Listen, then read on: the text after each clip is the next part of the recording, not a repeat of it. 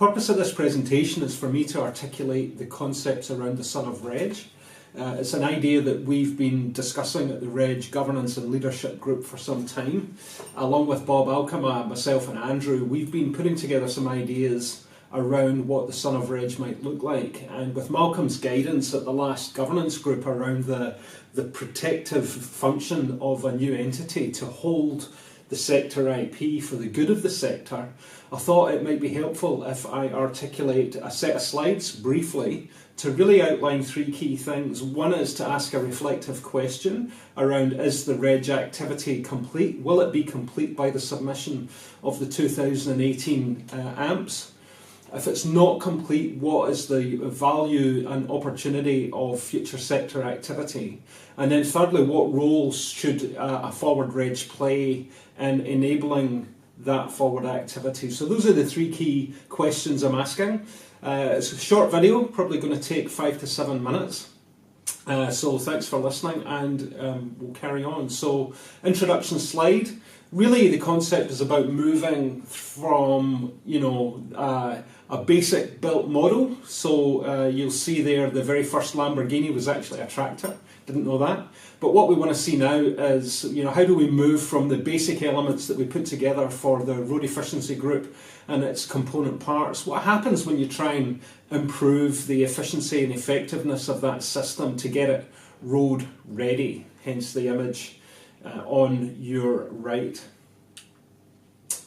So moving on, what does driving our forward vision look like? We believe with these points behind me, it's really important the sector keeps driving its own vision. We really have to own our future. It's really important that the sector sees leadership, that REG has been providing that leadership, and that leadership really enables the buy-in of the whole of the local government New Zealand sector. We discussed in our last leadership session some of the principles and values that would underpin behaviours, and I think trust and integrity of leadership are really important to those. So as you reflect, I'd really like you to think about that leadership and how we embody that for REG as we move forward. The resources and support that we can coordinate as a sector is vitally important, because it's those resources that the sector itself drives is what the sector owns. If we don't have our own resources and we don't enable our own support, we end up getting done to. We end up giving the power to another entity, or we choose a compliance or a disengaged mentality which hasn't driven the sector, and we haven't seen the gains until we've really focused on those resources and created empowering support. And the last point is we value the outcomes of REG's activity. We believe in the larger vision. The size of the prize in terms of efficient and effective road asset management is the language that it's really brought us on this journey. And so the threat of actually losing that language and losing this momentum, I don't think is small. I think it's a very significant risk. Hence my investment in this outline for you and the proposition that I'm suggesting to get today. So moving on, the opportunity for us to drive our own vision is before us right now. If we choose not to drive that vision, if we decide as a group collectively that our work is done, we will have another vision dictated to us. And the NIU is a well-known National Infrastructure Unit plan. You can see behind me. They are developing a vision that if we don't drive one for ourselves, potentially could land on us. And that's the National Infrastructure Unit, who are using metadata standards to drive three key things, which are the boxes on your right. They want to use the metadata standards to drive regional infrastructure plans, not just road asset plans, combined infrastructure plans. They're keen to use those metadata standards to actually form regional centres of excellence, which may sound familiar to some of you. And they also want to use those metadata standards to drive procurement. So this is a central government plan. The NIU hasn't really enabled itself as a partner of LGNZ, and Malcolm has been very poignant in his comments around how the NIU hasn't informed, it hasn't taken an engaged attitude. It's actually been quite low-level engagement. So if that's the engagement we've seen in practice, the risk of this sort of vision coming to us and dictating our futures is very real, it's very possible. And I put it up just to let you know that the sector does face risks from other entities who are very keen to get into this space and drive their own outcomes with their own data sets. So what has been the strength of the REG brand to date? Very simple, partnership. We've had a shared vision which both the Transport Agency and LG&Z more broadly have bought into as co-investing partners. So this is a vision that really talks about equality of partnership, about those two key entities, the Transport Agency and Local Government New Zealand, all of the councils through New Zealand building this shared IP. We've got shared IP, we've got a new structure which we've bought into and invested in. Though IP in that structure has enabled actions and practices which we've been driving through our hubs and our tools. This is the IP that REG owns. This is the IP that REG brings. And when Malcolm talks about an entity or a vehicle to protect this IP, this is valuable IP. This is the underpinning elements that will drive the activities of the forward sector. And again, I really encourage you to think about how best to protect and enhance that IP for the good of the sector as a whole, and to make sure that the vision and the forward outcomes that we've all been investing in, that we can make sure we deliver on.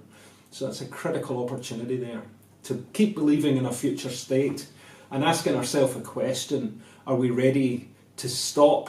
Has that future state been achieved, or do we have more work to do? So in terms of how the different entities work, just a simple slide to look at along the top row there: people, process, system, technology and governance. I would argue that Equip and LG&Z, of whom Equip is a subset, is the only entity that really provides a line of sight from its people, asset managers, GMs, CEOs, through the processes with our regional champions that we set up under REG, the One Network Road classification as a system, and using our technology that we have and other technology that we can innovate and develop. Really, that's the only suite of stakeholders and access into governance at the governance level from each council's governance, that line of sight from managers to governance and from governance right back to managers.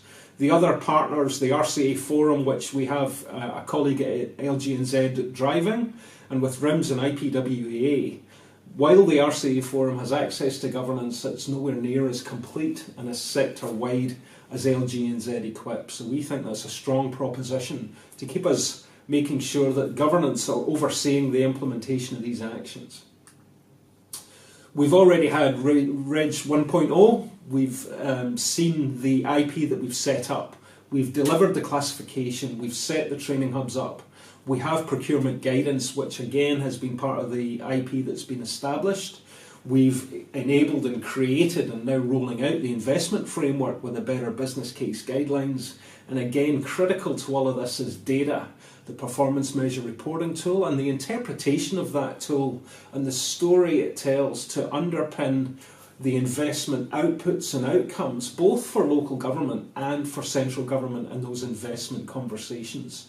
This is a system that REG has driven and implemented to date, and I think we can all be collectively very proud of moving asset management plans into effective and consistent asset management practices that you see there as the vision from REG 1.0. So have we finished? Is the rolling out of the first system complete? Next slide with our reflections. Do we see the outcomes of all of these elements embedded in full? Can we observe all of the gains that we expected to see with this system embedded through the network? And if we can't, then what do we need to do? So my belief is we built a vehicle that's pretty flash, but I think there's an opportunity to really road test and tune it. So what are the principles that should drive any forward actions in any forward structure or process? Key there, as you see, I'm not going to read them all out, but we've got to make sure that the IP that's been invested by the sector gets retained by the sector, and that was the key point Malcolm was making at the governance group. We want to make sure that the offering and all of the elements that were originally set up get fully embedded in the system as a whole, and that's going to take some real forward focus. So I believe that we have an opportunity to drive our own future. I believe that we need to take that opportunity to drive forward and to make sure that as REG hits the road, that we have the opportunity in road testing the REG system, that we can take it from good to something quite special and great. And that's going to take continued effort. So the next slide, the One Network road system. What does it look like on the road? The key elements, I believe, are still training. I think the opportunity in our hubs, whether it's by Equip or anyone, is to make sure that the key learnings from these partners who are coming together in shared groups of asset density or whatever the final collaborative framework is, it's demonstrating their use of key performance measures and their knowledge and depth of those measures. What is that information telling them to help them focus on the service levels within each of the ONRC categories? If we can get these elements of the system fully embedded and understood, that's the journey of integration, where people will really own the system, own the classifications, and have the data to demonstrate what's really happening on their network, current levels of activity, future demand, telling that investment story. So what does it look like? Next slide. When we see the whole system in operation, and I'll go through these bullet by bullet, I believe there is a role for leadership and it requires an overseeing governance structure. Next bullet is the review that the ONRC system has embedded within it, whether it's yearly or 3-yearly, critical element. The learning and enabling, I believe, needs to focus on integration. Really needs to bring these parts together. Next bullet is around the gains that can be had from procurement. And we're already seeing that with some of the early gains that the procurement subgroup is making and some of the genuine savings that councils are seeing. The next bullet is about really having these levels of service land in these asset hubs. And that's one of the key aims or outcomes we were looking for, is to allow these hubs to share the levels of service so that they can land and be understood and communicated to their users of the network, to the customers. What that's going to take is really having a close understanding of the levels of service that the forward investments are making. And levels of service don't change overnight. These are large assets with multi-year investments, and if those levels change up or down, it can take a while to see on the network. So how do we enable those networks to be monitoring and identifying risk, mitigating risk to the customer outcomes, and making sure that it's fit for purpose levels of investment to enable the customer experience? And the data should drive that. The data underpins the story, underpins the customer experience, and drives the demand for that data warehousing or that data engagement to drive excellence, because excellence isn't excellence unless it can be monitored, measured and celebrated. And that's the whole vision really of what we're beginning to celebrate, is a living vision of asset management and the whole system that I've rolled out here. And what you can see is, how do we keep that focus on living activity management and its journey of improvement? It's not just a document that got submitted for 2018 and everything stops. It's the living improvement of that asset management planning that we'd like to see all through New Zealand, and with each of those workflows, picking those elements up and driving it to full development by 2021 that we can see there. Integrating them all with the final arrow and making the whole system work. And if we can do that, I believe we can stand on our own ground, look at our own sector and drive our own outcomes. REG 2 on the road, next slide here, what we can see is that if we drive our own data, if we use our own tools, we can drive our own sector actions and responses. I don't disagree with the NIU and their analysis of the context. I believe over the next 5 to 10 years there will be an increasing focus on environmental pressures, which will land into the conversation around resilience and long-term planning. But I also think that we can respond to each of those elements with our own actions driven by our own data to reach our own sector-driven outputs and outcomes. And we must own this. We've had a learning system for REG 1.0 that you're very familiar with. We won't stop learning. The capacity and capability in the sector will always have knowledge gaps. That's the nature of improvement. How do we identify those gaps? How do we put forward, whether it's digital or physical services, to support the sector in its learning journey. It's really imperative that that forward momentum maintains, because if it isn't maintained, we can so quickly revert to business as usual, and the culture change we want to see can stop and atrophy, and sometimes go back further than what we expected. So I really believe that we need to make the focus of future activity key, and to really drive the sector to the next slide across all of those elements: people, process, system, technology and governance.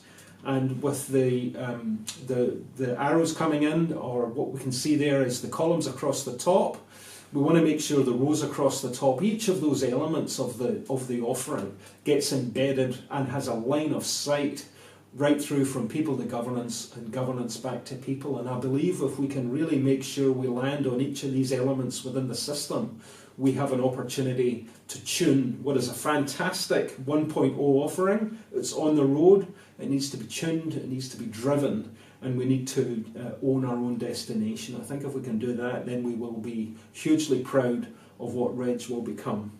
Thank you for listening, good luck with your reflection, and I hope this has just enabled some conversation and can support you in your own leadership activities. Kia ora.